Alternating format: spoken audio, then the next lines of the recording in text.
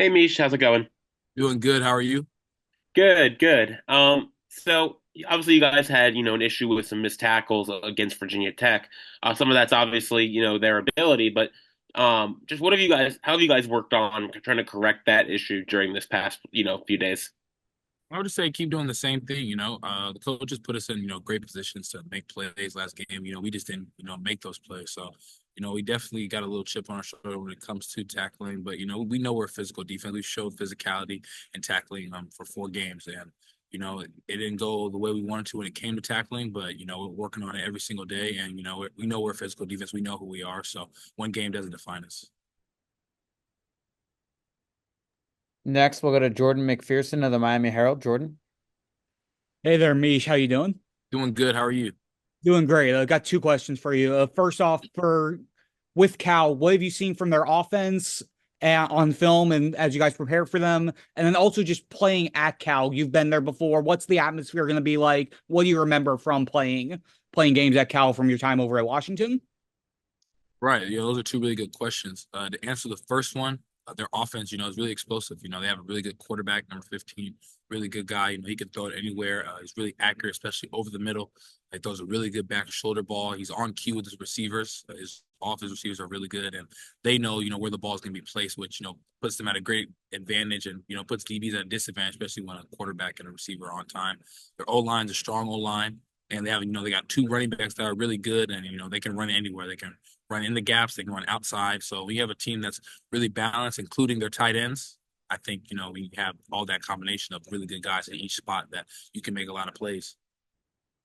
And for the second question, about Cal's atmosphere, I've been there once. I went to Cal one time in 2022, and it's pretty loud atmosphere. They can get rowdy most definitely. I'm glad that our fans, get to come down and experience game day. It's going to be exciting for them. But no fan or any outside factor ever affects the game. So we're not really too focused on how loud it's going to be or anything like that. We're focused on making our plays and doing our jobs. Next, we'll go to Matt Shardell of Kane Sport. Matt. Yeah, hey Mish, I know you're one of the leaders, so I'll ask a question along those lines. A game like this past weekend that comes down to one play and could have gone either way, does that spur like a players only meeting? Any specific language or messaging from leaders like yourself heading into this week's game? I would say, I think the biggest thing that we talked about was just getting back to, who we are. Like I said, the coaches, they put us in great spots, last week to make plays. We just didn't come up with them. So the scheme was there, but, us as players and, like myself being a leader, we emphasize to the defense that, hey, we got to win our one-on-ones, D-line has to be in their gaps, linebackers got to be in their gaps, DB's got to communicate, and everybody just has to do their job. If we do that and not focus on doing other people's jobs, we just do our jobs, then we're going to make a lot of plays. We'll do a few more from Mish. Next, we'll go to Zuby Charles of Kane Sport. Zuby. Going on, Mitch? Just wanted to get, your thoughts on, that last play and just kind of what was it like waiting to hear the referees give that call and, your thoughts after they, reversed it. Oh well, I saw it on the screen. I saw it on the screen when they showed it on like the big screen when the refs were reviewing it, and he never had control of the ball. So I don't know like what made them call a touchdown in the beginning, but their call is their call. I think the biggest thing is not leaving it up to the refs' hands. We put it in the refs' hands at the end of the game, and we that all that stuff led up to stuff that happened in the beginning of the game and in the middle of the game to where it comes down to that final play. That's not a position that you love to be in. It's not the worst position, but I definitely rather be in a position where the game's in our hands and we control it. But we put it in the refs' hands. That's not something I plan on doing. Further. We'll go back to Jordan McPherson of the Miami Herald. Jordan.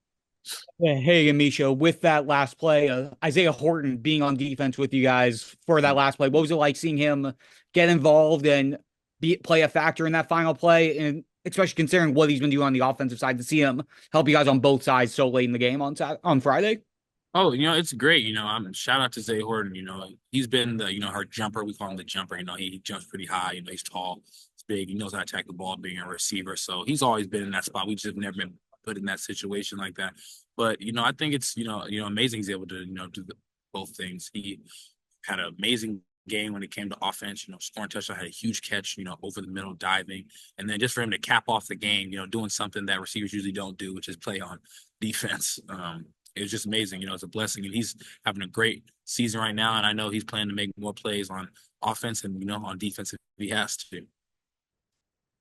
We'll wrap up for Mish with Marcus Benjamin at Canes County. Marcus? Hey, Mish, how's it going? Doing good. How are you? Doing well.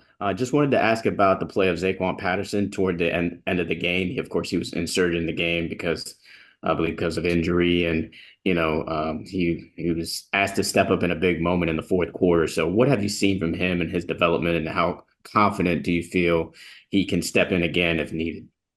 I mean, right. That's a really good question. I would just say, when it comes to Zaquan, that's the dude that, I called it, earlier in the season, that, he's going to be that type of guy that he's going to play. He's going to make a lot of plays. When he got subbed in, I was like, hey, you ready? He was like, yep, I'm ready. There was no like, hey, you got to make sure you do this. You got to make sure you do that. Like, there was no concern from anybody on the team. There was no concern by me, the coaches, of him going in the game. We knew when he got in the game, he was going to make plays. He's really smart. So he knows, where to put guys in. He knows spots to play. He's a really good tackler. He made some plays, immediately when he got in the game. So that just shows the type of player he is. And there was really no flinch or any concern of him going in the game. That's what happens when, you have depth, in the back end like we do, and guys that, if someone can go down, the standard doesn't drop.